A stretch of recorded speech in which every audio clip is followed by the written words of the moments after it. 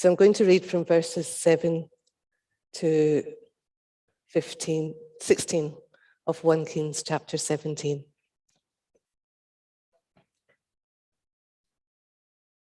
And it's the story of Elijah. Sometime later, the brook dried up because there had been no rain in the land.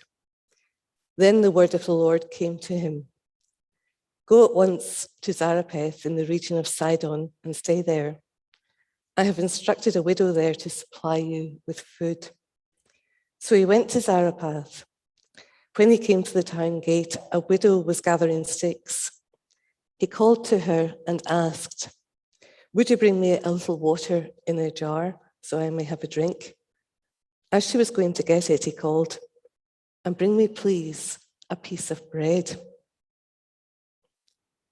"As surely as the Lord your God lives," she replied, "I don't have any bread, only a handful of jar and a little olive oil in a jug. I'm gathering a few sticks to take home and make a meal for myself and my son, that we may eat it and die." Elijah said to her, "Don't be afraid. Go home and do as you have said. But first, make a small loaf of bread for me from what you have and bring it to me. And then make something for yourself and your son.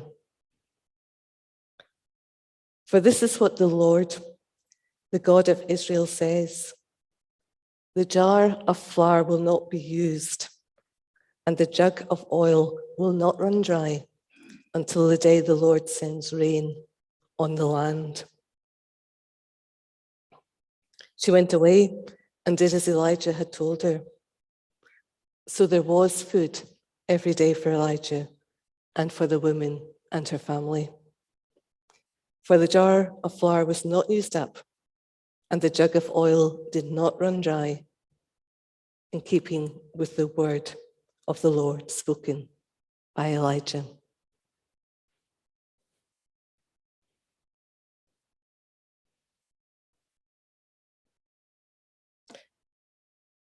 It was the 9th century BC, and God's chosen people were divided into 2 kingdoms. Israel was in the north and Judah in the south. For the south, it was a time of blessing. Asa was king there, and he had been for 42 years, ruling in a manner that is recorded delighted the Lord. But in the north, it was quite a different story. During these same 42 years, the northern kingdom of Israel had gone through 6 kings, with reigns that lasted anywhere between 7 days to 22 years. All 6 of these reigns were characterized by evil, culminating in King Ahab, who, according to 1 Kings, did more evil and did more to arouse the anger of the Lord than all those who were before him. He also married Jezebel, who worshipped Baal, and he joined with her and led Israel away to worship a different god. And it was at this point in Ahab's reign where the northern kingdom were going very far away from worshipping God, that God intervened and sent Elijah with a message for Ahab. The contrast between the 2 men could not have been more marked. On the one hand, there was Elijah, personifying what is good. And on the other, there was Ahab, who actively promoted evil. It would be a very brief meeting, a short speech with a very quick exit. Elijah said, "As the Lord our God lives, whom I trust, there will neither be dew nor rain in the next few years, except at my word." Elijah makes his entrance in the public arena, right up there in the heart of the political system.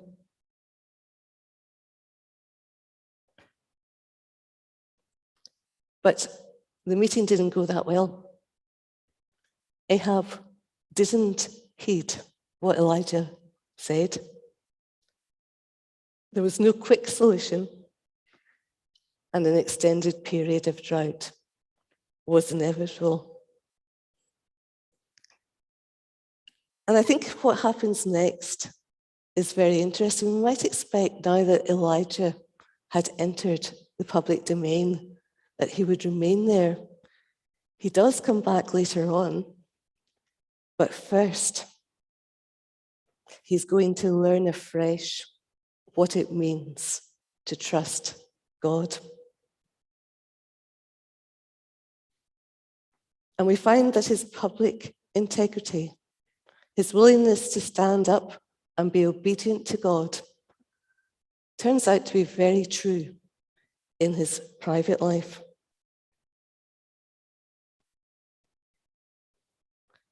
After the meeting, God asks him to withdraw,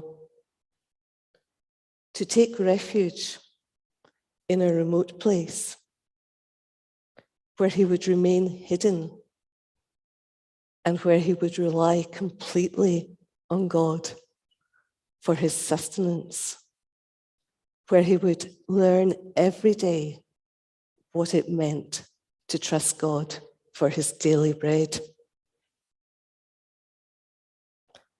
You know, and Elijah's faith did not look any different when he was in private than it did when he was in public.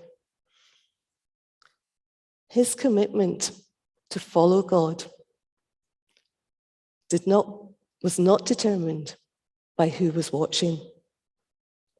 His integrity remained intact. Last weekend, we went down to the Galloway Red Kite feeding station. It was the first time that I'd ever been there, and I have to admit, I was really impressed. Around about 2:00, somebody goes out into the field and they scatter bits of meat for the kites who have begun to hover because they're aware that this happens at 2:00 every day. And once the person had left the field, almost 200 red kites came down, swooped down, picked up pieces, went away, came back, and then swooped down again. And this went on for nearly an hour. It was absolutely fantastic. You got to see the kites so close, and it was a very impressive sight. Elijah was to have this experience a little bit in reverse. For him, it was ravens who came close. But the ravens were coming not to get food from Elijah, but to bring Elijah food.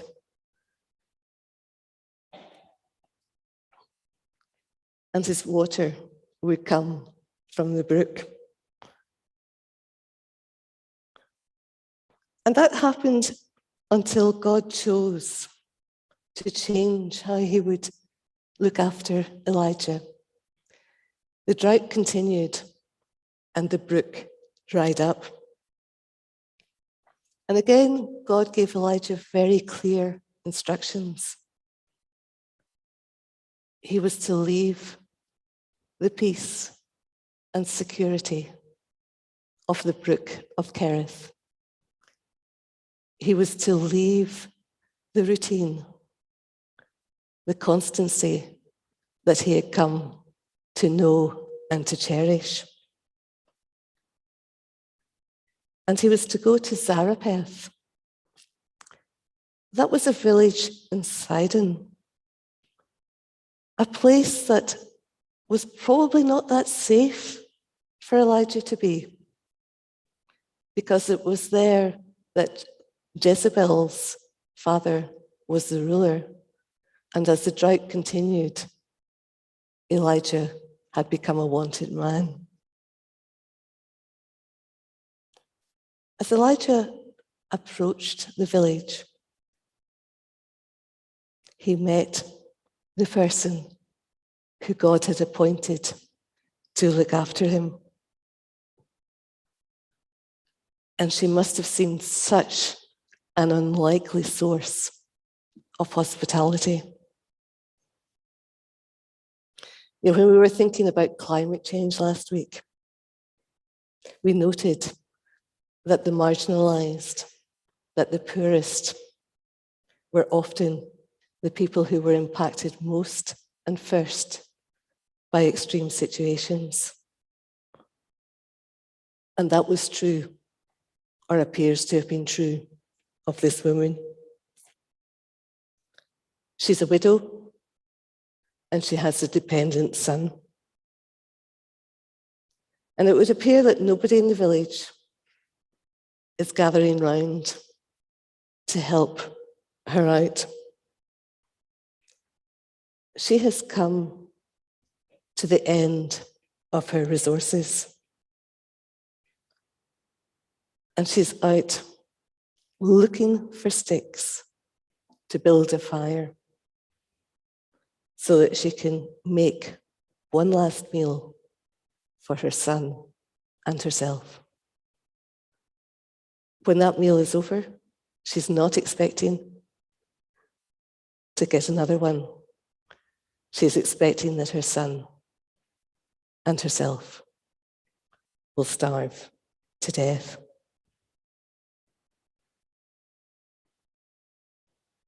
For that woman, the outlook must have been bleak. And it's difficult to see where she might find hope on her horizon. And then Elijah appears. He asks for water, and he asks for bread.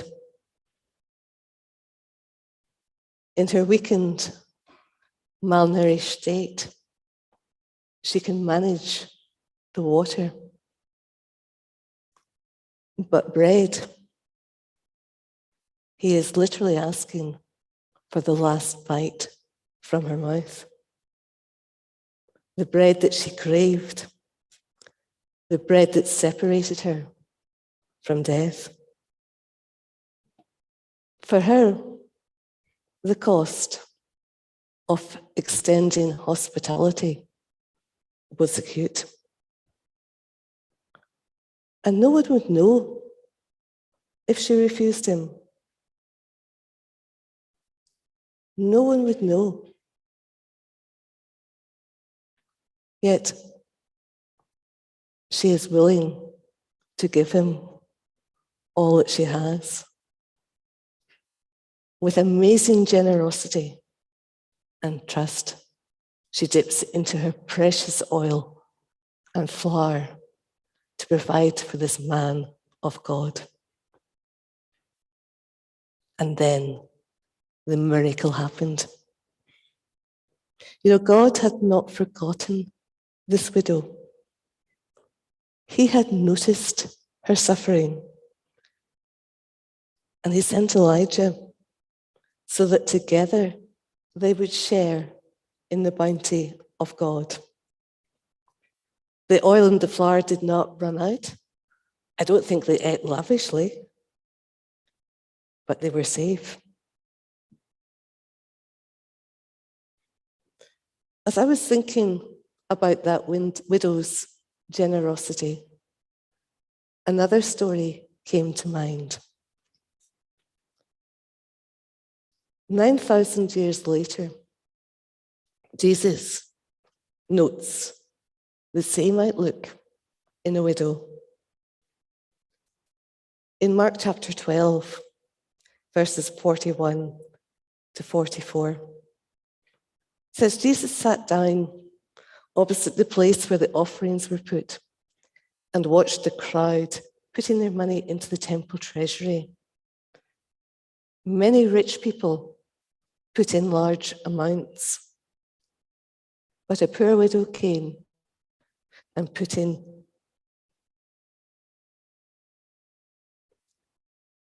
2 very small copper coins worth only a few pence. Calling his disciples to him, Jesus said, "Truly, I tell you, this poor widow has put more into the treasury than all the others. They all gave out of her wealth, but she, out of her poverty, put in everything, all she had to live on." 2 widows, both willing to give away all that they had. One as a gift to another, one as a gift to God. Both generous, loving, and sacrificial.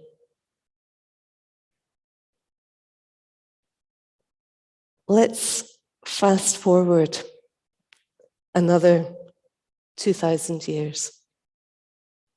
The date is 21st of November, 2021, and the place, Ayr Baptist Church. As we gather together in Christ's name, what does he notice? What does he commend us for? How are we showing his love? How has our faith been tested? And are we steadfast? Are we generous in our relationships with each other? Are we grateful for God's provision? Are we wholehearted in our commitment to him? Are we enjoying knowing that we can trust him?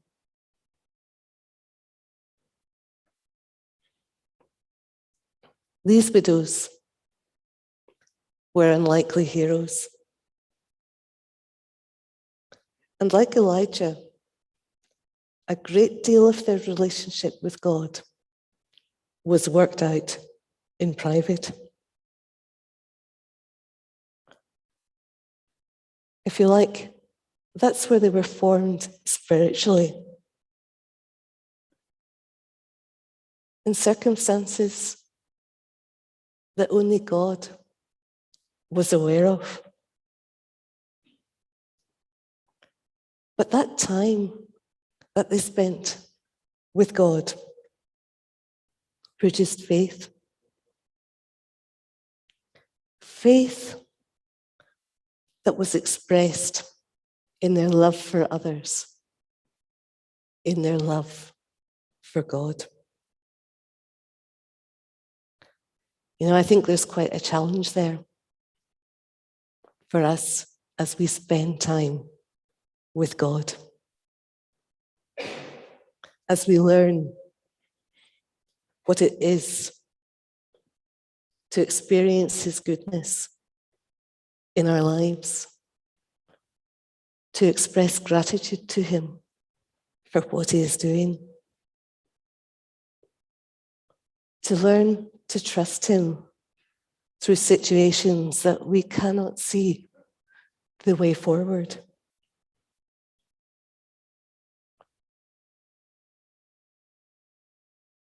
To meditate on the life of Jesus, to become more like him. You know, God notices us. He knows our hearts and our attitudes, and he spurs us on into a deeper relationship with him. He calls out to each one of us because he loves us without reservation. We can love God because God first loved us. He did not hold anything back when he sent Jesus to die on the cross. And we don't need to hold anything back. Why would we when we have learned to trust him?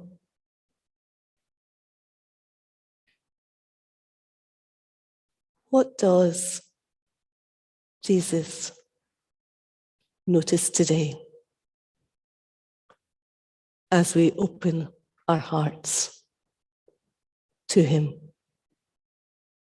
God's people here in Ayr.